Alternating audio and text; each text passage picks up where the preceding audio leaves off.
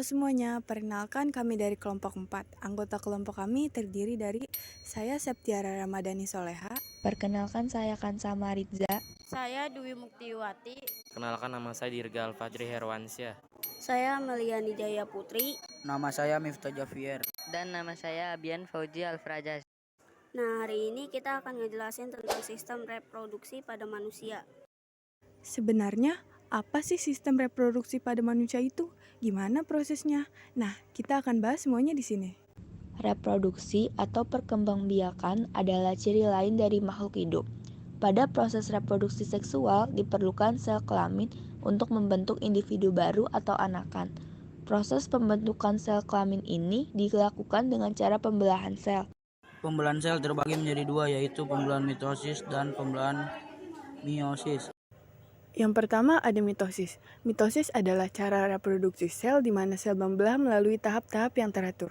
Lalu ada meiosis. Meiosis adalah reproduksi sel di mana sel membelah diri secara teratur tanpa melalui tahap-tahap pembelahan sel. Lalu materi selanjutnya adalah organ reproduksi pada laki-laki dan perempuan. Yang pertama laki-laki. Organ reproduksi laki-laki terbagi menjadi dua bagian, yaitu bagian dalam dan bagian luar. Pada bagian luar terdiri dari penis, skrotum, dan testis. Fungsi penis adalah sebagai organ untuk mengeluarkan urin dan sperma. Lalu fungsi skrotum adalah untuk melindungi testis serta membantu menjaga suhu ideal pada testis. Sedangkan fungsi testis adalah memproduksi sperma dan hormon testosteron. Sedangkan pada bagian dalam terdiri dari saluran sperma dan kelenjar reproduksi. Fungsi saluran sperma adalah untuk membawa sperma menuju ureta sebagai tempat keluarnya sperma.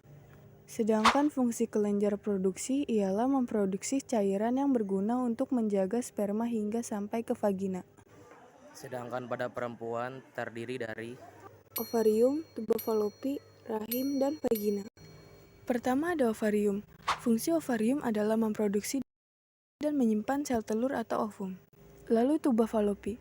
Tuba falopi adalah sebagai tempat berjalannya sel telur dari ujung tuba falopi menuju rahim. Kemudian rahim. Rahim berfungsi untuk memberikan makanan dan menampung sel telur yang telah dibuahi sampai jadi janin atau siap untuk dilahirkan. Yang terakhir vagina. Vagina adalah sebagai jalan masuknya sperma ke rahim untuk proses pembuahan dan jalan lahirnya bayi saat persalinan. Lalu berikut ini adalah proses perkembangbiakan manusia. Dalam proses ini, laki-laki memasukkan penis ke dalam vagina dan berejakulasi semen yang mengandung sperma. Sebagian kecil dari sperma melewati leher rahim ke dalam rahim, kemudian ke saluran telur untuk pembuahan ovum. Hanya satu sperma yang dibutuhkan untuk membuahi ovum. Setelah berhasil pembuahan, ovum dibuahi atau zigot berjalan keluar dari tuba falopi ke rahim, di mana ia berimplan di dinding rahim. Ini merupakan tanda-tanda awal kehamilan, yang berlangsung selama sekitar 9 bulan bagi janin untuk berkembang. Ketika janin telah berkembang ke titik tertentu, kehamilan diakhiri oleh proses persalinan. Selama persalinan, otot-otot rahim akan berkontraksi dan melebarkan layar rahim selama berjam-jam, dan bayi keluar melalui vagina. Bayi manusia yang hampir tak berdaya membutuhkan pengasuhan. Bayi akan bergantung pada pengasuh mereka untuk kenyamanan, kebersihan, dan makanan. Makanan dapat diberikan melalui ASI atau susu. Terus juga ada penyakit yang bisa menyerang sistem produksi manusia. Berikut adalah penyakit yang dapat menyerang sistem reproduksi manusia. HIV atau AIDS, gonore, sifilis, dan herpes. Yang pertama HIV. HIV adalah virus yang menyerang sistem kekebalan tubuh yang dapat melemahkan kemampuan tubuh melawan infeksi dan penyakit.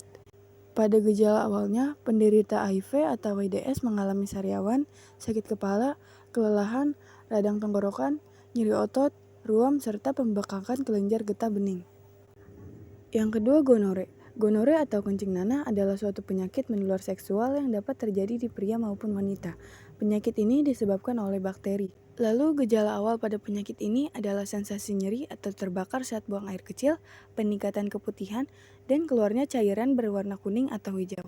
Yang ketiga sifilis. Sifilis atau raja singa disebabkan oleh bakteri yang bernama Treponema pallidum. Penyakit ini dimulai dengan luka yang tidak nyeri, biasanya pada alat kelamin, rektum, atau mulut. Yang keempat juga yang terakhir adalah herpes.